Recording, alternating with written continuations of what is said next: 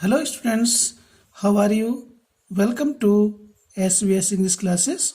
We are here to start and study the last part of the lesson The Ailing Planet, the Green Movement's Role. बीमार ग्रह हरित आंदोलन की भूमिका की ये वीडियो नंबर 6 है और लास्ट है। इससे पहले 5 वीडियो आपकी सेवा में उपलब्ध हो चुकी हैं, हमने आपको उपलब्ध कराई हैं। तो आइए शुरू करते हैं। The population of India is estimated to be 920 million today, more than the entire population of Africa and South America put together. तो लेखक कहता है कि the population of India, Bharat की जनसंख्या, इज एस्टिमेटेड, भारत की जनसंख्या का अनुमान है, टू बी 920 मिलियन टुडे, आज। ये जो आंकड़ा है स्टूडेंट्स, ये सन 1994 का है, ठीक है। तो भारत की जनसंख्या आज यानी कि 1994 ईस्वी में 92 करोड़ होने का है। अब तो था, क्योंकि 1994 की बात हो गई। सन 1994 में भारत की जनसंख्या का 92 करोड़ होने का अनुमान था। अब इस समय वर्तमान की बात करते हैं तो लगभग 125 करोड़ से ऊपर जनसंख्या है वर्तमान में, ठीक है स्टूडेंट्स। तो भारत की जनसंख्या कितनी है? मोर देन, ज्यादा है, द एंटायर पॉपुलेशन, संपूर्ण जनसंख्या से, of Africa and south America put together means एक साथ मिलाकर। अफ्रीका और साउथ अमेरिका की संपूर्ण जनसंख्या को एक साथ मिलाकर भी भारत की जनसंख्या ज्यादा है। यानी भारत की जनसंख्या अफ्रीका और साउथ अफ्रीका की संपूर्ण जनसंख्या को मिला देने से भी ज्यादा है। No one familiar with the conditions in India would doubt that the hope of the people would die in their hungry hutments unless population control is given topmost priority. No one familiar with the condition in India. In India, Bharat में, conditions means परिस्थितियों से, familiar means परिचित। भारत में परिस्थितियों से परिचित कोई भी व्यक्ति वुड डाउट, ये संदेह नहीं करेगा कि द होप ऑफ पीपल, लोगों की आशा वुड डाई, मर जाएगी, इन देयर हंग्री, उनके अपने भूखे, हटमेंट्स कहते झोपड़ियों में। भारत की परिस्थितियों से परिचित कोई भी व्यक्ति ये संदेह नहीं करेगा कि लोगों की आशा भूखी झोपड़ियों में ही दम तोड़ देगी या मर जाएगी। Unless population control is given top most priority, unless means यदि नहीं, पॉपुलेशन कंट्रोल जनसंख्या नियंत्रण को, इज गिवन दिया जाता है, टॉप मोस्ट पहली, प्रायोरिटी मीन्स प्राथमिकता। यदि जनसंख्या नियंत्रण को पहली प्राथमिकता नहीं दी जाती है तो लोगों की आशा भूखी झोपड़ियों में दम तोड़ देगी या मर जाएगी। इस बारे में भारत की परिस्थितियों से परिचित कोई व्यक्ति संदेह नहीं कर सकता है। For the first time in human history, we see a transcending concern, the survival not just of the people but of the planet. लेखक कहते हैं कि फॉर द फर्स्ट टाइम, पहली बार, इन ह्यूमन हिस्ट्री, मानव इतिहास में पहली बार, वी सी, हम देखते हैं या देख रहे हैं, ए ट्रांसेंडिंग कंसर्न, ट्रांसेंडिंग कहते हैं असामान्य, कंसर्न में चिंता। मानव इतिहास में पहली बार हम असामान्य चिंता को देख रहे हैं। क्या असामान्य चिंता है? यह चिंता the survival not just of the people, not just, केवल नहीं, ऑफ द पीपल, लोगों की, यह सर्वाइवल में अस्तित्व, यह चिंता केवल लोगों की ही नहीं है, बट ऑफ द प्लेनेट, बल्कि ये चिंता पृथ्वी की भी है, पृथ्वी के अस्तित्व की भी है। तो लोग केवल लोगों के अस्तित्व की चिंता नहीं कर रहे हैं, बल्कि संपूर्ण पृथ्वी की चिंता कर रहे हैं।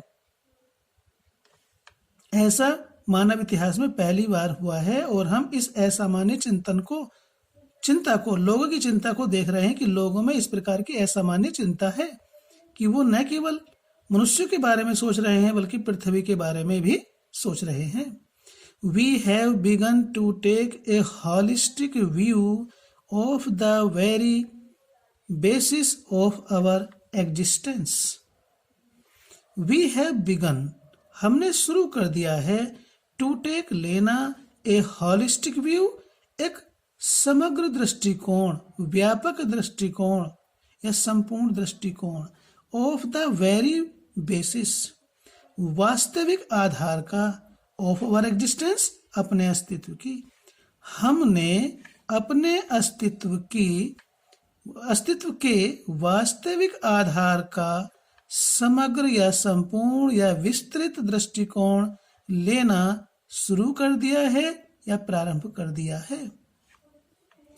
The environmental problem does not necessarily signal our demise. It is our passport for the future.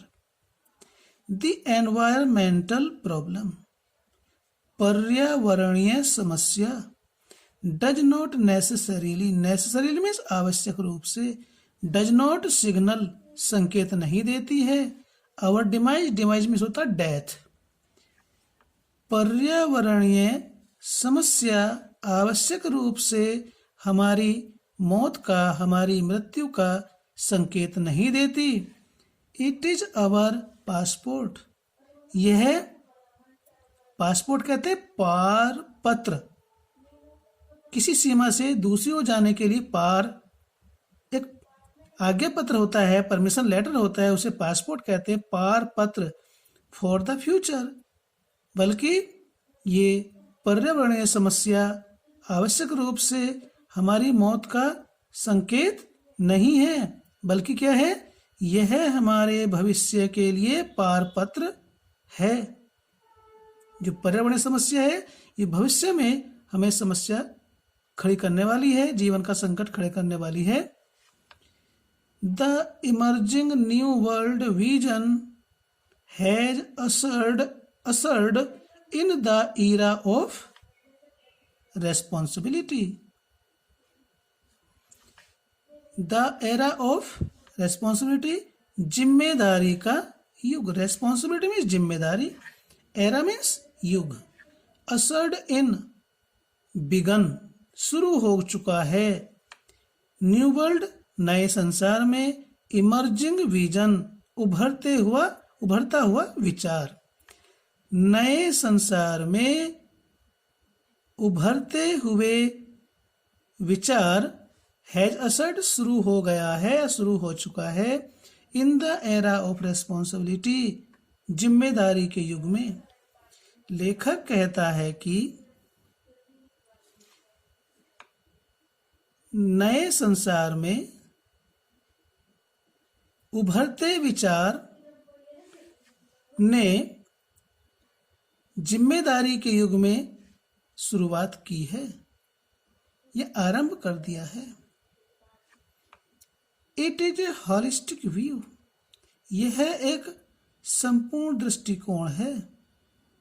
An ecological view, एक पारिस्थितिकीय दृष्टिकोण है।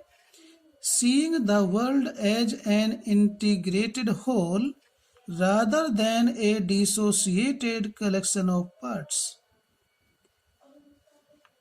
Dissociated means अलग अलग, collection means संग्रह, of parts भागों का, हिस्सों का। An integrated whole एकीकृत रूप।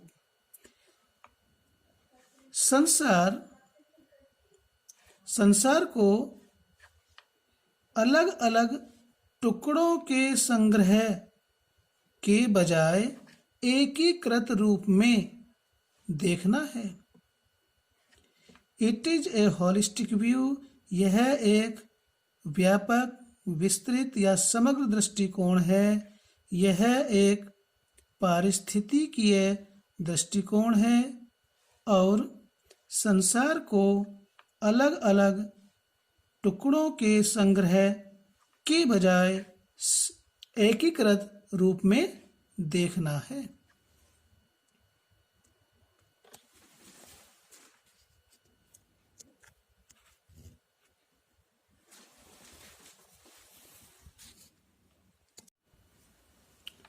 Industry has a most crucial role to play in this new era of responsibility. लेखक कहते हैं कि industry has a most crucial role, उद्योग in this new era of responsibility, जिम्मेदारी के इस नए युग में उद्योग has a most crucial role, उद्योगों का एक बहुत ही महत्वपूर्ण भूमिका, बहुत ही गंभीर भूमिका है। टू प्ले अदा करने के लिए, निभाने के लिए या निर्वाह करने के लिए।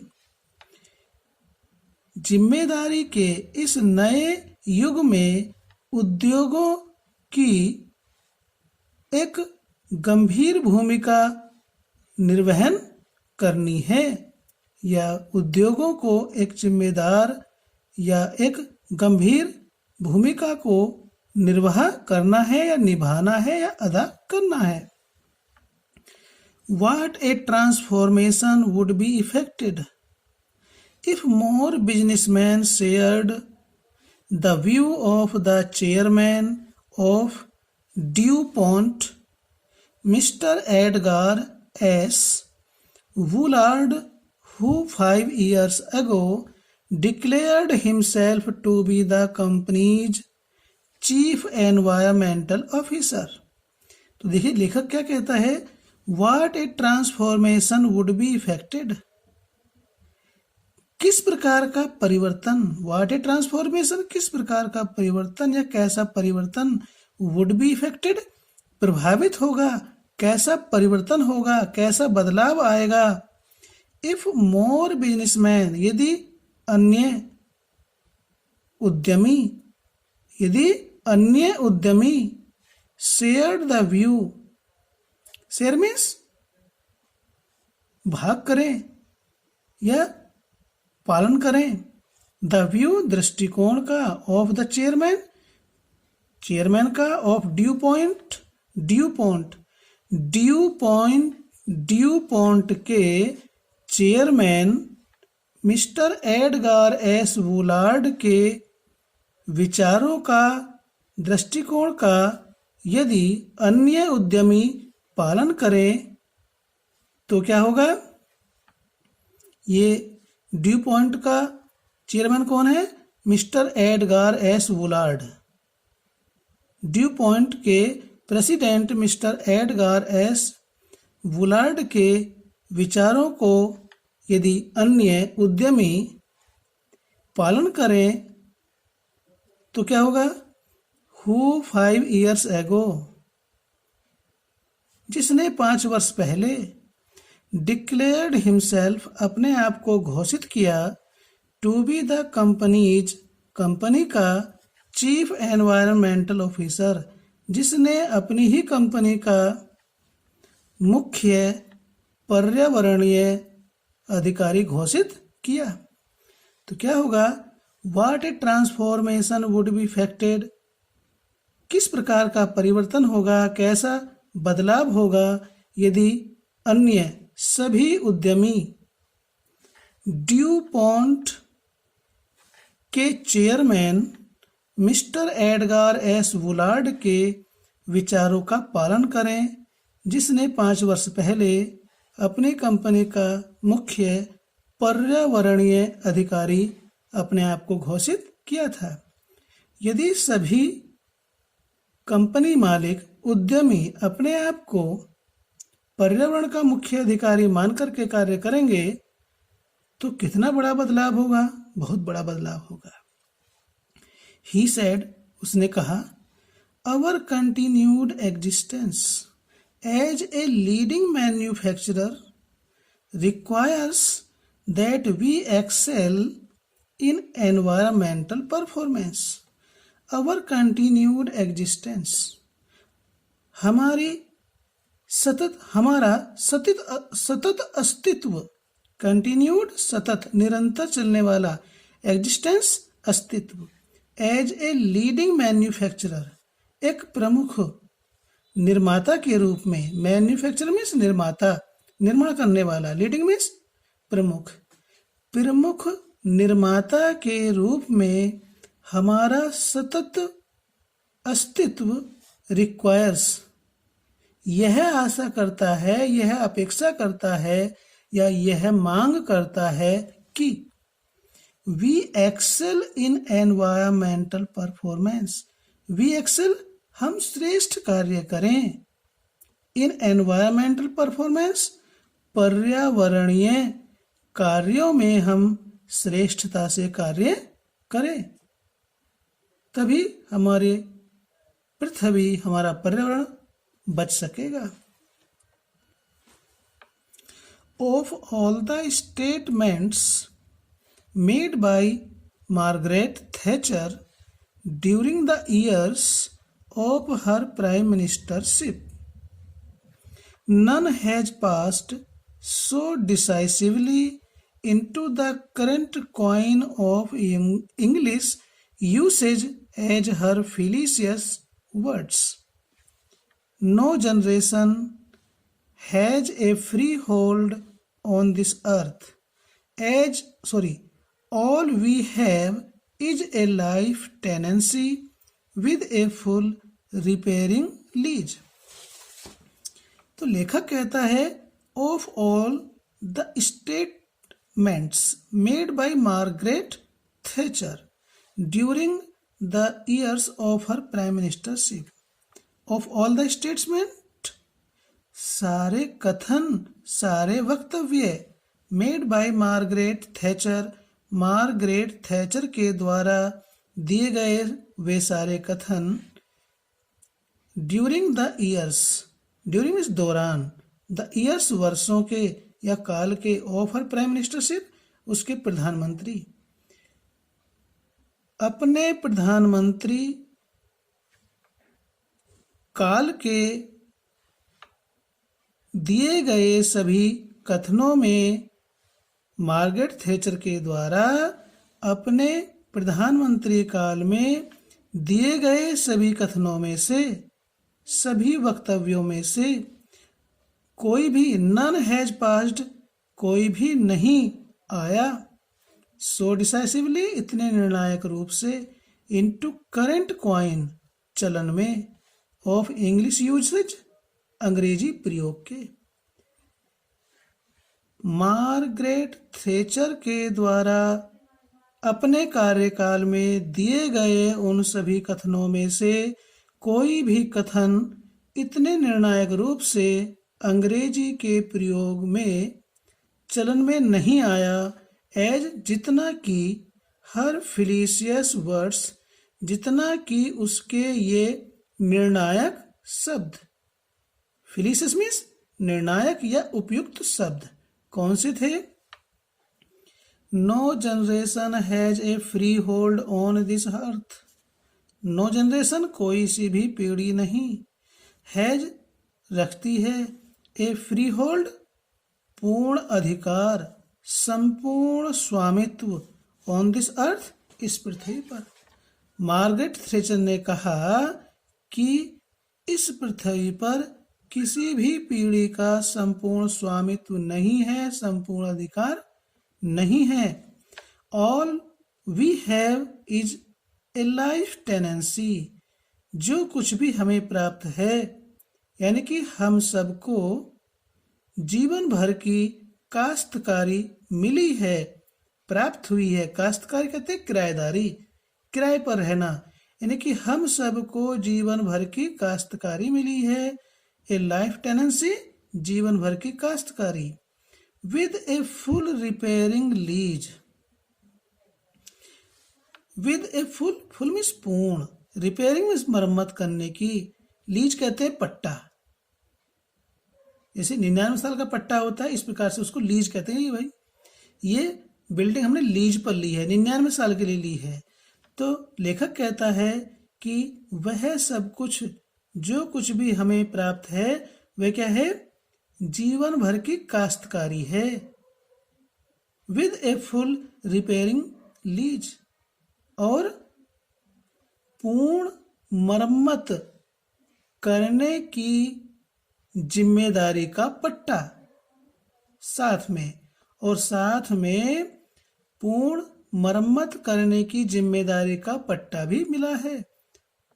यानी कि ये पृथ्वी, इस पृथ्वी पर हम जीवन भर की काश्तकारी करने के लिए आए हैं।